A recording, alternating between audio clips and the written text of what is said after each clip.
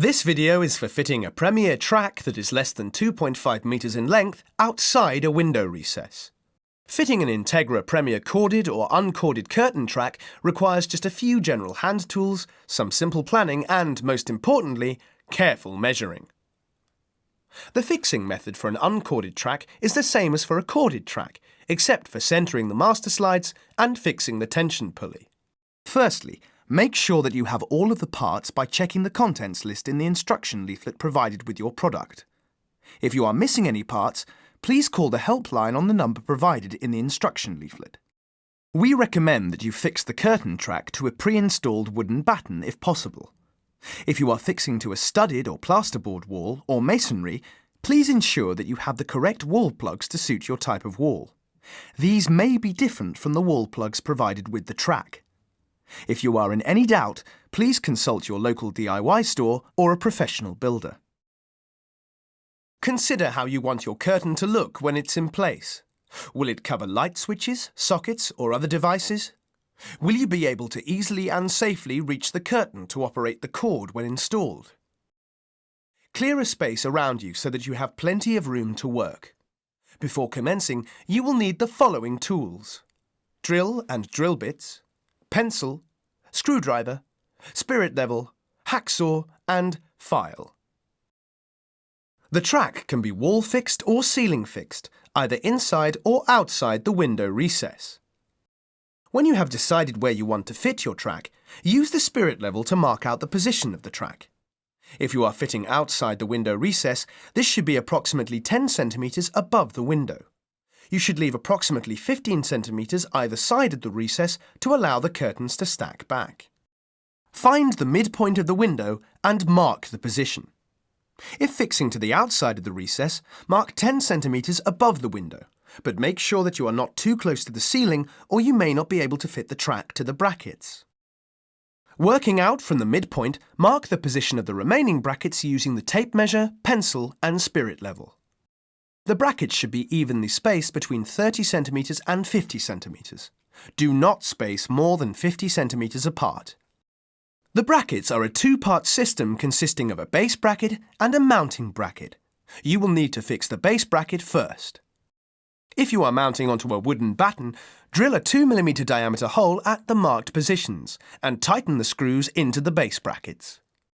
If you are fixing directly onto plaster, studded wall or masonry, drill the correct size holes for the wall plugs and screws that you are using.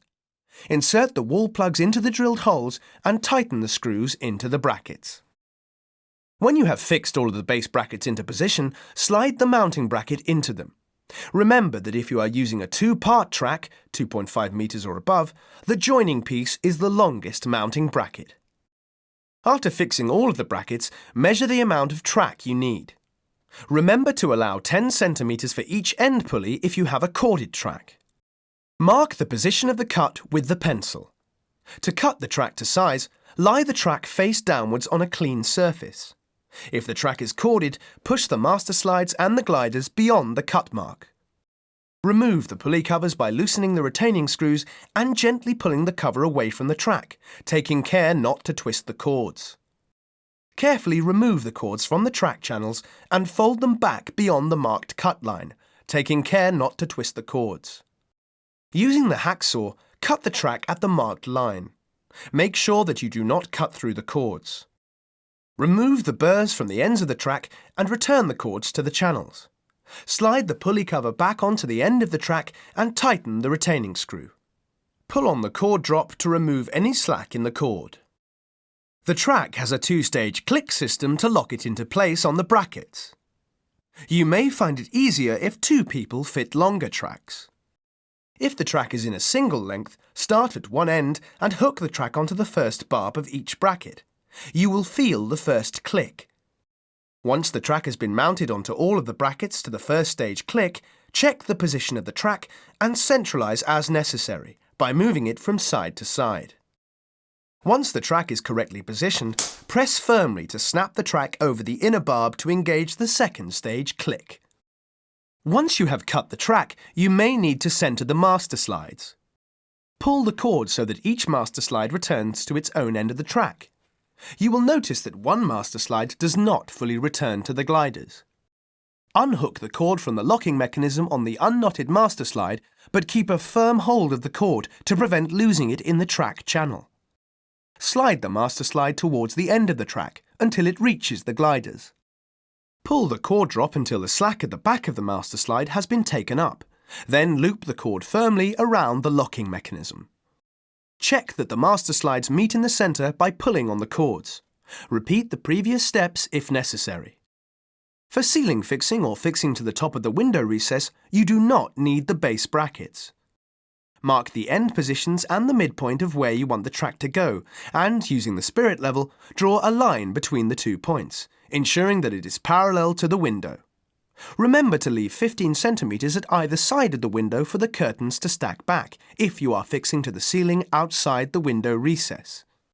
Find the midpoint of the window and mark the position on the ceiling. The positioning of the brackets is the same for ceiling fixing as for wall fixing, previously shown. Drill and insert the appropriate wall plug. Fix the brackets to the track using its first click point. Screw the bracket and track to the ceiling and, once all the brackets are fixed in place, push the track to the second stage click. Using the screws and washers supplied, fit the overlap arm to the master slide that is the same side as the cord drop. Small children and babies can easily become entangled in the loop of a cord, so you must fit the tension pulley to prevent access to the cord loop. Using the 2 screws supplied, fix the tension pulley to the skirting board, wall or windowsill directly under the cord loop. Extend the neck of the pulley until you expose a hole in the side of the pulley arm. Insert a pin or nail into this hole to hold the pulley neck in the extended position. Remove the central barrel of the pulley by pulling it down and out. Place the cord loop inside the pulley and replace the barrel in its original position, ensuring that it clicks into position.